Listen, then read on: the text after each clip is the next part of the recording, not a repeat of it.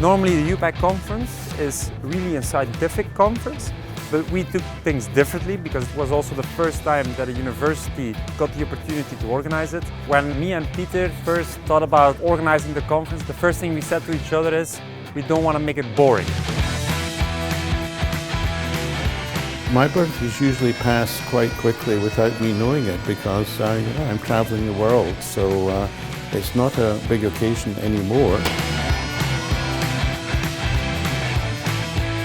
Chemistry is largely about making. The fact that we make stuff means that we're in the same league as people who write music, the Beatles or Mozart, Beethoven, Bach. We're all in that same sort of category, being able to create something from a whole set of building blocks.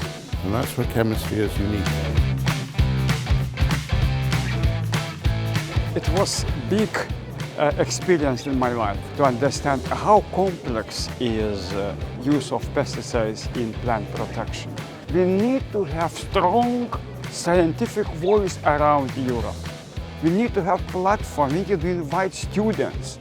We have to get used to explain better what we do. And I think this applies to everyone, from the salespeople to the marketing to the scientific people. So having them here with us at the conference, I think the message was very clear to them that we have all to get used and to learn how to discuss about our industry, what we bring to society, our benefits, and also how food is produced and how we can change this production to make it more sustainable.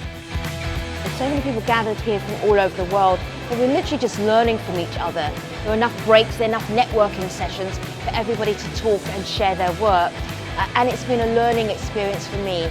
I'm an arts graduate, and by the end of this week, I feel I know so much more science. So everybody who's worried about how are they communicating science to the public, you've definitely communicated science to me.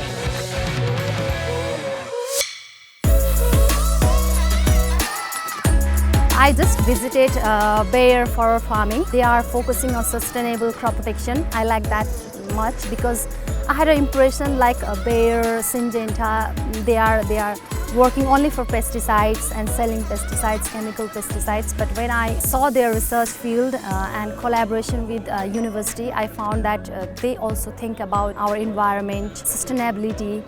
We need to help them, like we have to do research and help such big organizations so we can work together in a collaboration and cooperation. With our main conference theme being crop protection, education of the future generation, we actually have a very strong focus on that next generation.